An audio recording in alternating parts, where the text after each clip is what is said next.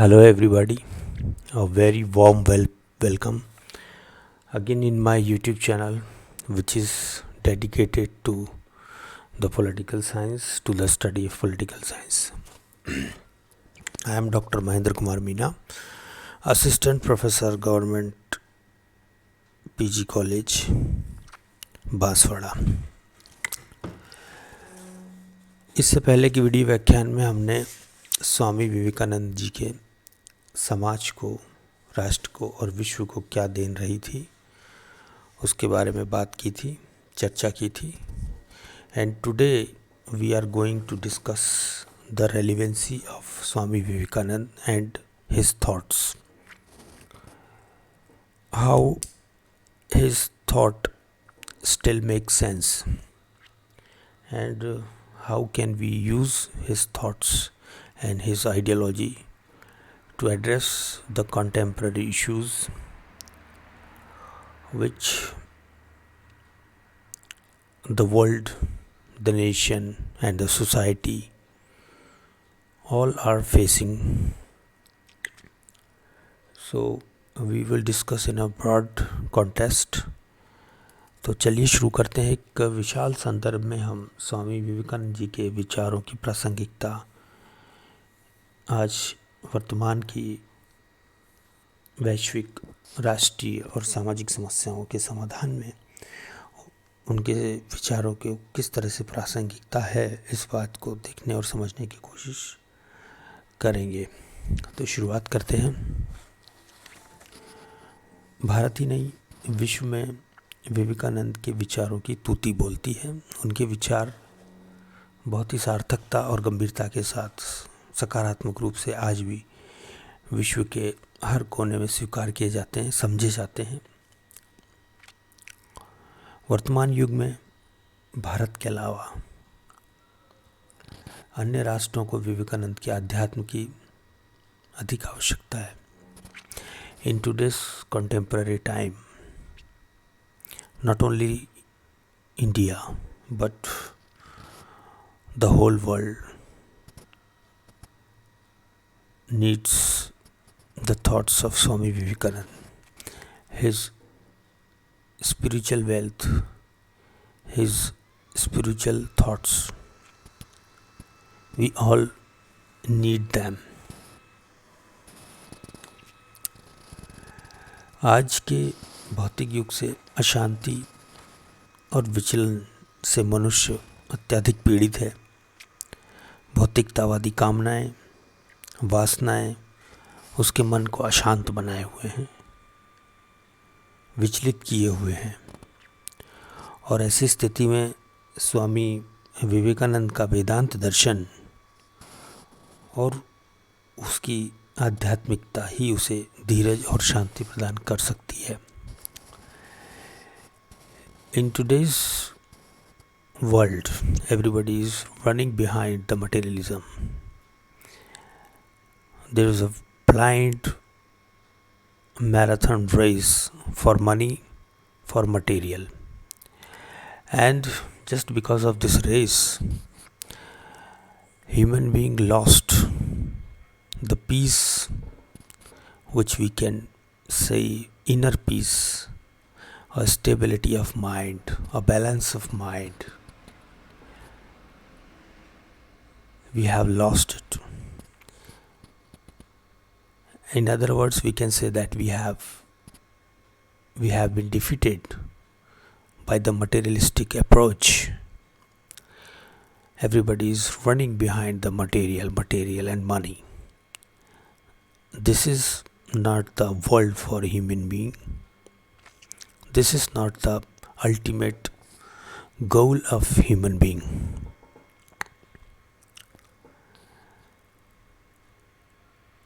For a human race which is now turned in a materialistic need, definitely needs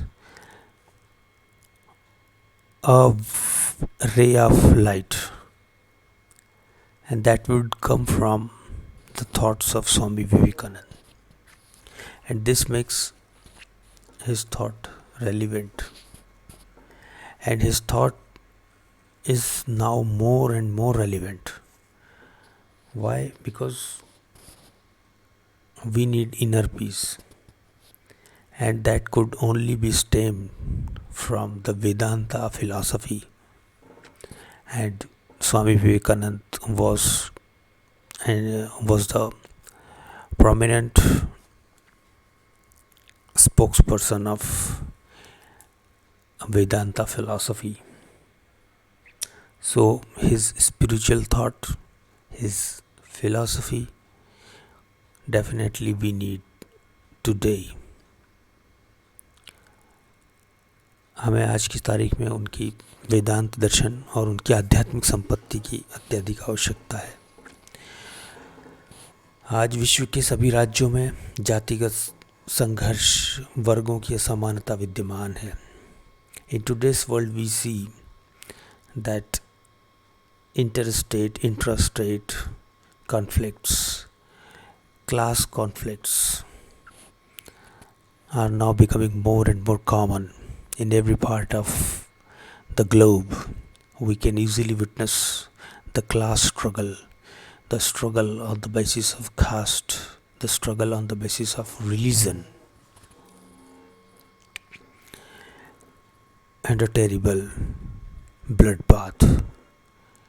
Now, the humanity. We are losing the humanity. As a human, we cannot do this. We cannot cut the throat of other human. That's not the vision, that was not the aim of human life. व्यक्ति ही व्यक्ति का शत्रु बना हुआ है, और ऐसी स्थिति में जातिगत और वर्गों की समानता, विश्व स्तर पर शांति और व्यवस्था की स्थापना करने के लिए विवेकानंद का नवीन वेदांत समाज ही सर्वश्रेष्ठ विकल्प दिखाई देता है। For the world where materialistic approach made every human unhuman, is to make the every individual again a human. We need the new Vedanta philosophy propagated by Swami Vivekananda. We have only one solution. We have to go into the spiritual shadow, spiritual support of Swami Vivekananda. We have only one solution and we have to opt for that. आज संपूर्ण विश्व की राज्य सरकारें विवेकानंद की समानता, स्वतंत्रता और भातृत्व के विचार से प्रेरणा लेकर इन सिद्धांतों का परिचालन कर रही है। Definitely all over the world, the concept of Swami Vivekananda of equality, liberty and fraternity, these were the guiding light of every government. And on the basis of this three triangular values, which we can assume human values, all governments are functioning on the basis of these values. संपूर्ण विश्व का समाजवाद व्यक्ति की गरिमा, शिक्षा की महती आवश्यकता, शक्ति, निर्भयता, प्रतिरोध आदि विचारों के प्रभावी क्रियान्वयन में विवेकानंद के विचारों का प्रत्यक्ष और परोक्ष प्रभाव हमें दिखाई देता है। जब संपूर्ण विश्व बारूद के ढेर पर टिका हुआ था और टिका हुआ हो, तो हमें विवेकानंद की विश्व बंधुत्व और अंतर्राष्ट्रीयवाद की अवश्य ही याद आती है। This proves the relevancy of Swami Vivekananda. Now, if we talk about the Indian culture and spirituality of Swami Vivekananda, which was based on the Vedanta philosophy, he created a new philosophy, that was based on the Vedanta, and his thoughts regarding the socialism. His socialism was completely based on the humanity which stems from Vedanta, and that makes of a, a dignity, a place for Indian spirituality. All over the world see, whole world see Swami Vivekananda as the only leader who was there to guide them, and his thought are still very relevant to guide humanity to recognize the true universal human values. एक एक भारतीय को आत्मगौरव और आत्मचिंतन, आत्मविकास का ज्ञान देते देते बहुत कार्यों की अधिकता से वह महान संत थक गया था। अंततः जीवन के अंतिम समय में दमा और मधुमेह ने उन्हें घेर लिया था। भारत को आध्यात्मिक राष्ट्र का गौरव प्रदान करते करते 4 जुलाई 1902 को मात्र 39 ईयर की उम्र में, जो कि काफ़ी अल्पायु मानी जाती है, इस महान आध्यात्मिक पवित्र आत्मा ब्रह्मत्व में विलीन हो गई। और आज भी भारत ही नहीं, विश्व के अनेकों समस्याओं का समाधान करने के लक्ष्य से हम सभी को विवेकानंद जी की कमी आज भी अनुभव होती है। लेकिन स्वामी जी एक ऐसी अमर आत्मा थे जो आज भी अपने विचारों के माध्यम से प्रत्येक भारतीय के मन में बसते हैं। उनके विचार आज भी संपूर्ण विश्व की मानवता को एक प्रकाश देते हैं। आज विश्व की मानवता को उनकी विचारों की अत्यधिक आवश्यकता है,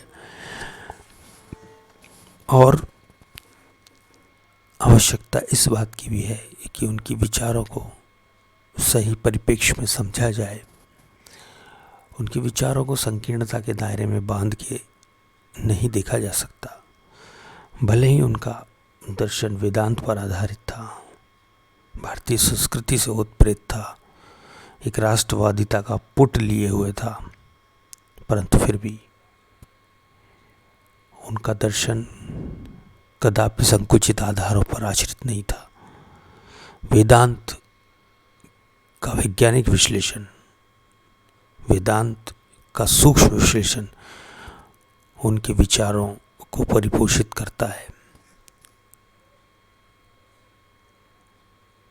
तो इस प्रकार हमने उनके विचारों